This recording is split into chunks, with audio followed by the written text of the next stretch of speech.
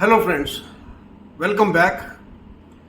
आज के इस वीडियो में मैं कुछ सोशल टाई अप के ऊपर बात करूंगा। आज मैं बात करूंगा जॉइंट फैमिली और जो हमारी न्यूक्लियर फैमिली, जो बच्चे अलग रहते हैं, उनमें क्या एडवांटेज और क्या डिसएडवांटेज, क्या फ़ायदा और क्या नुकसान है, इस बारे में बात करेंगे। सबसे पहले तो जॉइंट फैमिली जैसे पुराने समय में होती थी और काफ़ी जगह पर अब जॉइंट फैमिली सिस्टम ख़त्म होता जा रहा है। जो भी उसके कारण हो, एडवांसमेंट है या मॉडर्नाइजेशन है या थॉट प्रोसेस चेंज हो गई है, जनरेशन गैप जिसे हम कहते हैं, उसकी वजह से जॉइंट फैमिलीज कम होती जा रही हैं। जॉइंट फैमिलीज में कई जनरेशन्स एक साथ रहती थी। कम से कम नॉर्मल पर यह देखा जाता था कि 3 जनरेशन तो साथ में रहती ही थी, यानी पेरेंट्स, बच्चे और उनके ग्रैंड पेरेंट्स। ये 3 तो रहती थी, कई बार 4 भी होती थी। तो जॉइंट फैमिली के अंदर रहने से सबसे बड़ा जो फायदा होता है वो है एक इमोशनल सपोर्ट आपके लिए तैयार रहती है।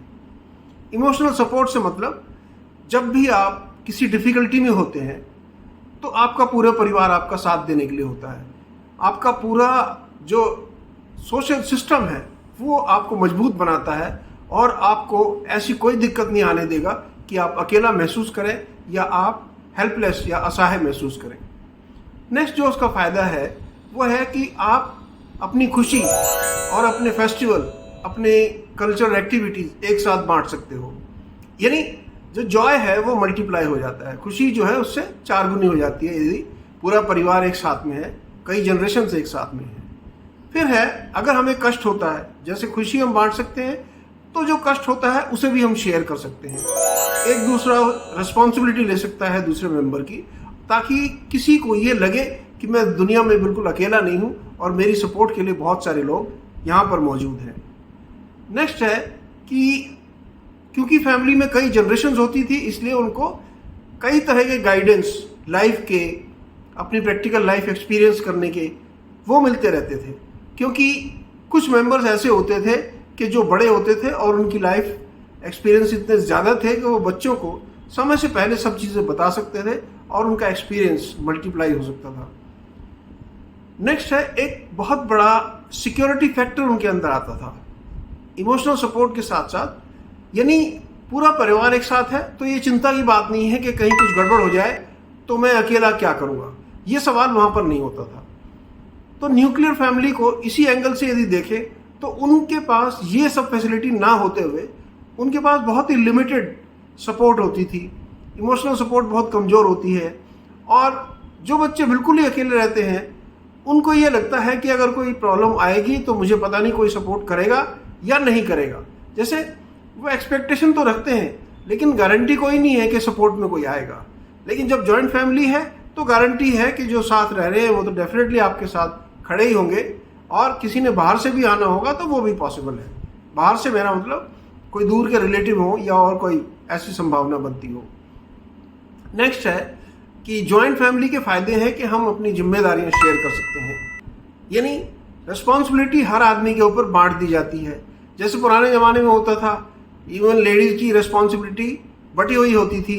कौन खाना बनाएगा, कौन कपड़े धोएगा, कौन बच्चों की ज़्यादा देखभाल करेगा, कौन बाहर खाना पहुँचा के आएगा, ये सब चीज़ें बटी हुई होती थी। कई बार बच्चों के लिए भी ड्यूटी बटी हुई होती थी कि छोटे बच्चे कोई बाहर से आया है उनको पानी पिलाना, ये सब करना। लेकिन अभी न्यूक्लियर फैमिली होने की वजह से ये सब जो ड्यूटीज़ हैं, जो रिस्पॉन्सिबिलिटी है, ये कंसंट्रेट होकर के जो लिविंग कपल है उन्हीं के पास तक सीमित रह गई हैं। आजकल बच्चे भी उतना सपोर्ट नहीं करते हैं क्योंकि बचपन से वैसा होता है कि वो न्यूक्लियर एटीट्यूड में ही पैदा होते हैं और न्यूक्लियर एटीट्यूड उन्होंने देखा होता है, तो इसलिए वो बहुत ज़्यादा सोशल सपोर्ट इसमें बिलीव नहीं करते हैं। जैसे जैसे वो ग्रो होते हैं उनकी अपनी फिलॉसफी अपने तरीके से चलने लगती है। तो ये एक बहुत बड़ी बात होती थी कि रिस्पॉन्सिबिलिटी शेयर करना, जितना काम है उसमें शेयर करना, एक दूसरे को कोऑपरेट करना। जैसे किसी को यदि कोई तकलीफ है, यदि कोई बीमार है, तो उसके बच्चों को दूसरे जो फैमिली के मेंबर हैं, उनके दादा दादी, ताई, चाचा चाची, कोई ना कोई उनको देख सकता था। न्यूक्लियर फैमिली में ये भी संभव नहीं है। फिर एक टीम वर्क की भावना जनरेट होती थी क्योंकि जब हम एक साथ काम करते हैं तो एक टीम के तौर पर काम करते हैं। हर आदमी की जैसे ड्यूटी उनको पता होती है और पूरी टीम, पूरा परिवार एक साथ ग्रो करता है तो एक टीम वर्क की फीलिंग अंदर से आती है। कोई भी अगर बात होती है तो हम सब वाला एटीट्यूड रहता है, क्योंकि न्यूक्लियर फैमिली में हम अकेले और पूरी फैमिली के अंदर जॉइंट फैमिली में हम सब ये कर सकते हैं, यानी बहुत सारे मेंबर, ये ग्रुप बन जाता है और ये बहुत स्ट्रॉन्ग टीम बन जाती है। जो न्यूक्लियर फैमिली होंगी उसमें रिस्पॉन्सिबिलिटी बहुत ज़्यादा बढ़ जाती है। हस्बैंड वाइफ के ऊपर ही कुछ रिस्पॉन्सिबिलिटी हो सकता है अगर बच्चे ले सकें, वरना बच्चे छोटे हैं तो वो भी नहीं ले सकेंगे, और उनको कोई बैकअप नज़र नहीं आता है। यदि हम ये कहें कि मुझे किसी जिम्मेदारी में कहीं जाना है या मुझे कहीं अपनी ड्यूटी से बाहर जाना है, दोनों हस्बैंड वाइफ को जाना पड़े, तो सबसे बड़ी प्रॉब्लम आती है कि बच्चों को कहाँ छोड़ के जाएं। तो बच्चों को देखभाल के लिए कोई बैकअप नहीं है। लेकिन जॉइंट फैमिली में हमेशा बैकअप रहता है। पेरेंट्स कहीं बाहर चले भी गए, कोई प्रॉब्लम नहीं है, बच्चों को देखने के लिए बाकी रिलेटिव्स हैं, दादा दादी हैं, उनके चाचा चाची ताई सब हैं। तो ये एक बहुत बड़ा फैक्टर है। नेक्स्ट है, एक फाइनेंशियल स्टेबिलिटी बन जाती है जब आप जॉइंट फैमिली के अंदर रहते हैं, क्योंकि जॉइंट फैमिली के अंदर यदि किसी को कुछ प्रॉब्लम भी है, फाइनेंशियली भी प्रॉब्लम है, तो आपके जो बड़े मेंबर्स हैं घर के, आपके पेरेंट्स, ग्रैंड पेरेंट्स, वो कुछ ना कुछ सपोर्ट आपके लिए तैयार रखते हैं। तो फाइनेंशियल बैकअप उनके लिए रेडी रहता है। जबकि यदि आप अकेले रह रहे हैं, न्यूक्लियर फैमिली है, तो कोई फाइनेंशियल बैकअप नहीं है और बहुत बड़ी दिक्कत आप कभी कभी फेस करते हैं, जिसके लिए हम कई बार भारी लोन लेते हैं, और लोन आपको मालूम है किस तरह से चुकाना पड़ता है कि हमारे ऊपर जो फाइनेंशियल प्रेशर है और मल्टीप्लाई हो जाता है। पुराने ज़माने में बहुत स्ट्रांग ये था कि कोई लोन नहीं लेता था, बल्कि पीपल उसके अगेंस्ट थे कि लोन नहीं लेना चाहिए। लेकिन अब क्योंकि न्यूक्लियर फैमिली है, इसकी वजह से मजबूरी में कई बार फाइनेंशियल प्रेशर आता है तो लोन के लिए हम जरूर चले जाते हैं। फिर हम रिसोर्सेज को पूल इन कर सकते हैं जॉइंट फैमिली के अंदर। यानी कोई मैरिज है तो सभी इतना इतना कंट्रीब्यूट करेंगे, तो मैरिज का जो फंक्शन है वो बहुत इजीली चला जाएगा और बहुत सक्सेसफुली हो जाएगा। लेकिन अगर हम न्यूक्लियर फैमिली में हैं, बिल्कुल अकेले हैं, तो जो सारा अरेंजमेंट है, सारा एक्सपेंडिचर है, वो एक कपल के सर पे होता है, यानी एक इंडिविजुअल के सर पर होता है। ये बहुत बड़ा बर्डन है। नेक्स्ट आता है कि जैसे कुछ एक बर्डन ऐसे होते हैं या एक्सपेंडिचर ऐसे होते हैं, रेंट हो गए, आपके एंसेलरी बिल्स हो गए, बिजली का बिल हो गया, पानी का बिल हो गया, ये सब चीज़ें जो है, ग्रॉसरीज होगी घर की। जॉइंट फैमिली के अंदर इन खर्चों का बंटवारा हो जाता है कि सब लोग बराबर बराबर हिस्सा देंगे, तो एक आदमी पर ज़्यादा प्रेशर नहीं आता। लेकिन जब आप अकेले रहते हैं, न्यूक्लियर फैमिली है, तो पूरे घर का किराया आपको अकेले देना है। लेकिन जॉइंट फैमिली में देखिए, यदि 5 मेंबर हैं तो 1/5 20% ही आपको देना है। तो ये बहुत बड़ा बेनिफिट है जॉइंट फैमिली का। अब नेक्स्ट आता है कि जनरेशन बॉन्ड एक डेवलप होता है यदि हम जॉइंट फैमिली के अंदर रहते हैं। जनरेशन बॉन्ड का मतलब, क्योंकि 2-3 जनरेशन यहाँ पे रहती हैं, अब बच्चे कई बार ऐसे होता है कि जैसे दादा, पेरेंट्स, दादी ये फ्री होते हैं, बच्चे अपने फ्री टाइम में दादा दादी से ज़्यादा अटैच होते हैं। तो एक तो ये बॉन्ड उनके बीच में डेवलप होता है, ग्रैंड पेरेंट्स और ग्रैंड चिल्ड्रन का जो बॉन्ड है। आजकल ये बहुत ही कष्टकारी बात है कि ग्रैंड पेरेंट्स के साथ बहुत कम बॉन्ड बन पा रहा है बच्चों का। ग्रैंड पेरेंट्स से मेरा मतलब है वो नाना नानी भी हो सकते हैं, लेकिन आजकल सभी अलग रहते हैं, तो इसलिए नाना नानी या दादा दादी के साथ बॉन्ड बहुत ही कम बन पाता है। क्योंकि जब बच्चे समय उनके साथ नहीं स्पेंड करेंगे, बच्चों की जो थॉट प्रोसेस है उनसे नहीं मिलेगी या उनके कोई गाइडेंस वो नहीं लेंगे, तो बॉन्ड बनने का मतलब ही नहीं होता है। नेक्स्ट है कि जो बड़े होते हैं उनको एक विजडम उनके अंदर इंड्यूस करते हैं छोटे बच्चों के अंदर कि जीवन किस प्रकार से शुरू करना चाहिए, कैसे रहना चाहिए। जो एथिक्स हैं, जो सोशल एथिक्स हैं, वो उनको समझाते हैं। और आज की डेट में पेरेंट्स अगर दोनों वर्किंग हैं, उनके पास इतना समय ही नहीं होता कि वो बच्चों को ये सब समझा सकें। तो ये एक बहुत बड़ी एडवांटेज है यदि आप एक साथ जॉइंट फैमिली के अंदर रहते हैं। नेक्स्ट होता है कि आप जो जनरेशन्स हैं उनको कनेक्ट कर सकते हैं। 3 जनरेशन, 4 जनरेशन कनेक्ट हो जाती हैं। लेकिन न्यूक्लियर फैमिली के अंदर कई बार तो हम अपने दादा दादी को पहचान नहीं पाते। इतना बुरा हाल होता है कि बहुत लंबे समय, और ख़ास तौर से यदि कोई अब्रॉड चले गए हैं तो वो 5 साल में एक बार आएंगे, तो ग्रैंड पेरेंट्स के साथ उनका जो अटैचमेंट है, जो इंटीमेसी है, वो ऑलमोस्ट नेग्लिजिबल होती है। बहुत मुश्किल से उनको बस पता होता है, फ़ोटो देखी होगी कि ये मेरे ग्रैंड पेरेंट्स हैं, बट उनसे पर्सनल टच सारा मिसिंग होता है। तो ये बहुत बड़ी डैमेज है यदि हम न्यूक्लियर फैमिली के अंदर रह रहे हैं। नेक्स्ट होता है कि जो एल्डर्स होते हैं वो उनको भी बड़ी सपोर्ट मिलती है कि उन्हें अकेलापन महसूस नहीं होता है। जैसे बहुत सी जगह पर आजकल आइसोलेशन है, बड़े बुजुर्ग अकेले बैठे हुए हैं, कोई उनकी सपोर्ट में नहीं है, बल्कि उनको खाना बनाने के लिए कोई नहीं है, हेल्पर की या किसी सर्वेंट की वो आप मदद लेकर के अपना काम करते हैं। लेकिन जॉइंट फैमिली के अंदर ऐसा नहीं है, उनको भी, एल्डर्स को भी एक सिक्योरिटी मिलती है क्योंकि उनका पूरा परिवार उनके साथ में है। कुछ दिक्कत होती है तो पूरा परिवार उसको सपोर्ट करता है, तो ये भी एक बहुत बड़ा है।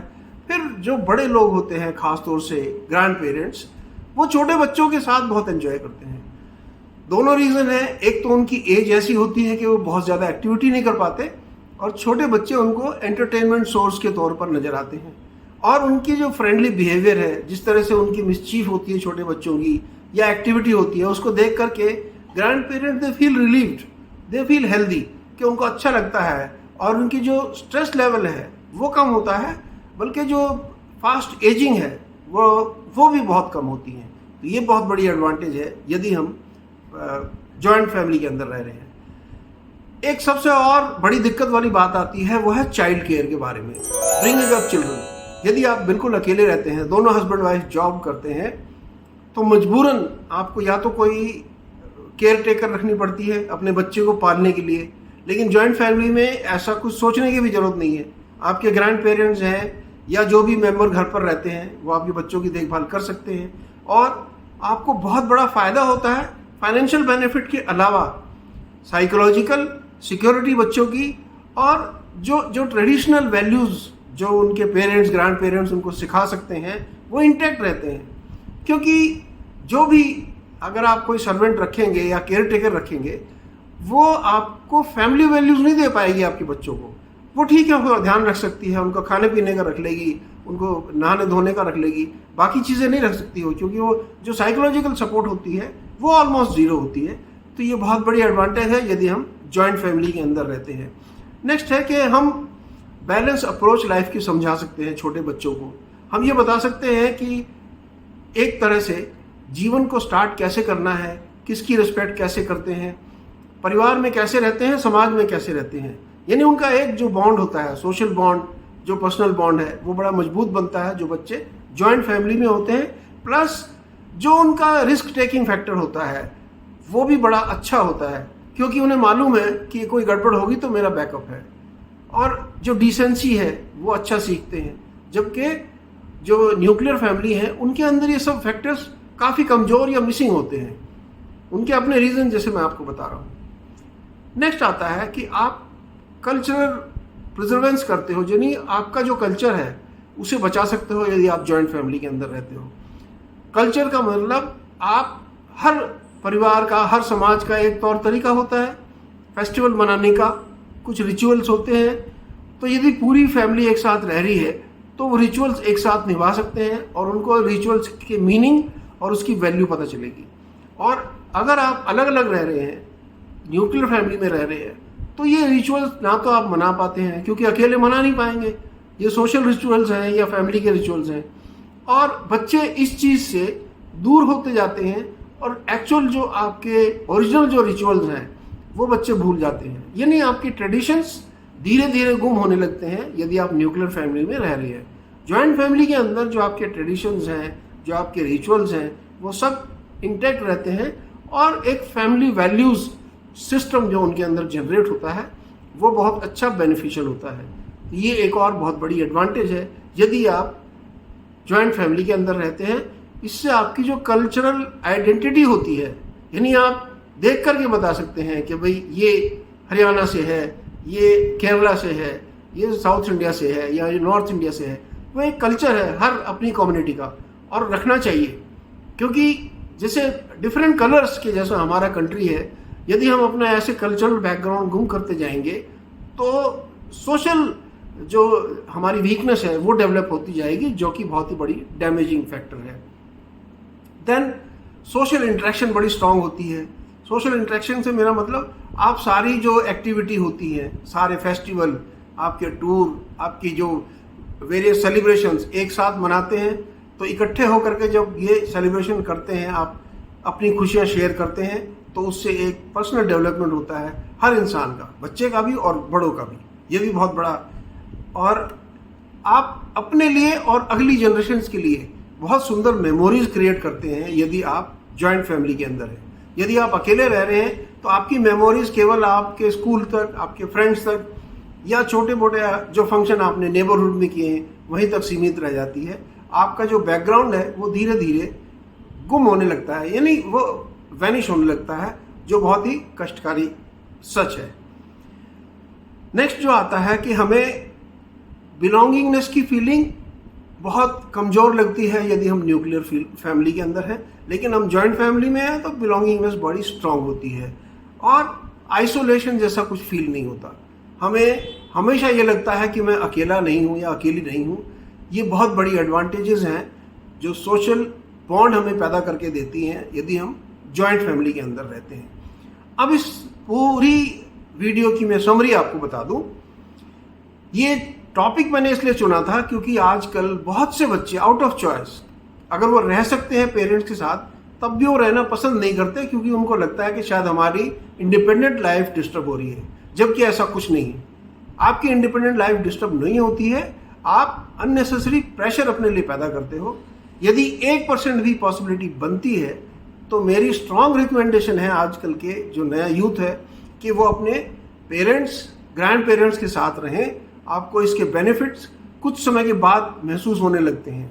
आपकी सेविंग ज़्यादा बढ़ सकती है, क्योंकि जब आप अकेले रहते हैं तो सारा खर्चा आप अपने आप करते हैं।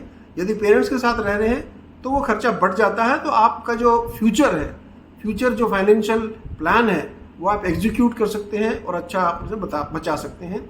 अपने बच्चों की जो देखभाल है वो अच्छे से हो सकती है, आपको कोई केयर टेकर रखने की ज़रूरत नहीं पड़ेगी इस वजह से। प्लस एक जो ट्रेडिशनल वैल्यूज जैसे मैंने बताई हैं वो आपकी अच्छी रहेंगी, आपका कल्चरल बैकग्राउंड मजबूत रहेगा। इन सब फैक्टर्स को देखते हुए मेरी बहुत स्ट्रॉन्ग रिकमेंडेशन है कि जब भी संभव हो सके प्लीज़ जॉइंट फैमिली में रहिए। न्यूक्लियर फैमिली के अपने एडवांटेजेस प्लस माइनस हैं, लेकिन जॉइंट फैमिली के इतने बड़े एडवांटेजेस हैं कि वो न्यूक्लियर फैमिलीज़ को और पार कर सकते हैं।